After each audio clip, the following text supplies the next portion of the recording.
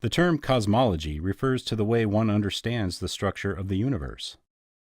The Israelites believed in a cosmology that was common among the ancient civilizations of the biblical world. It encompassed three parts built up like a layer cake: a heavenly realm, an earthly realm for humans, and an underworld for the dead. This three-tier system is reflected in the Ten Commandments. You shall not make for yourself a carved image or any likeness of anything that is in heaven above, or that is in the earth beneath, or that is in the water under the earth. The biblical writers thought of the earth as a flat disk atop vast waters. Rising from the deep waters below were the foundations of the world, which held the earth firmly in place. This idea is reflected in several places throughout Scripture. The foundations of the earth belong to the Lord. On them he has set the world. Where were you when I laid the earth's foundation? Tell me if you know. Who measured it? I'm sure you know. Who stretched a measuring line across it? What was it built on? Who laid its most important stone? He placed the earth on its foundations. It can never be moved. Beneath the earth lay the realm of the dead, often referred to by the Hebrew word Sheol. The Hebrew word for earth, eretz, is also used, since the graves dug by humans represented gateways to the underworld. This underworld was also connected to the great deep, the uninhabitable abyss beneath everything. In Job, this realm is described in watery terms. The dead tremble under the waters, and their inhabitants. Sheol is naked before God, and Abaddon has no covering.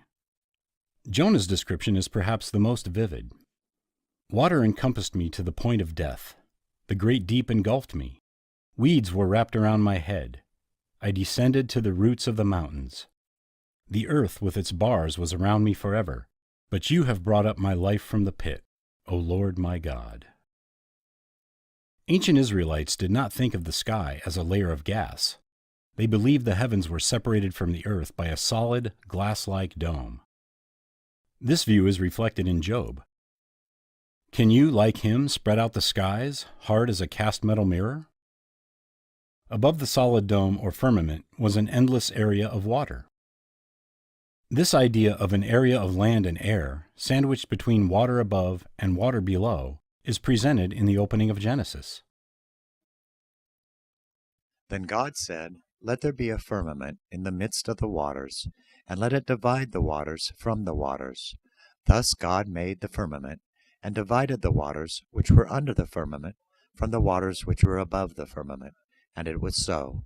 And God called the firmament heaven. The firmament surrounded the earth, and its edge met the horizon, the boundary between light and darkness.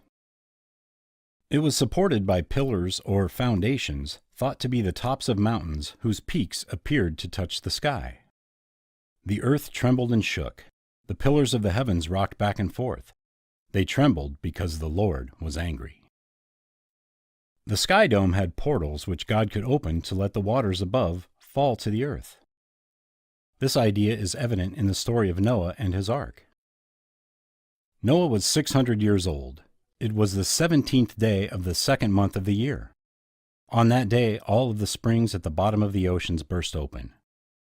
God opened the windows of the sky. Rain fell on the earth for 40 days and 40 nights. And how did the rain end? The springs at the bottom of the oceans had been closed. The windows of the sky had also been closed, and the rain had stopped falling from the sky. God and his heavenly hosts were thought to dwell above the firmament. Thick clouds veil him so that he does not see, and he walks on the vault of heaven. The Lord builds his palace high in the heavens. He lays its foundation on the earth. He sends for the waters in the clouds.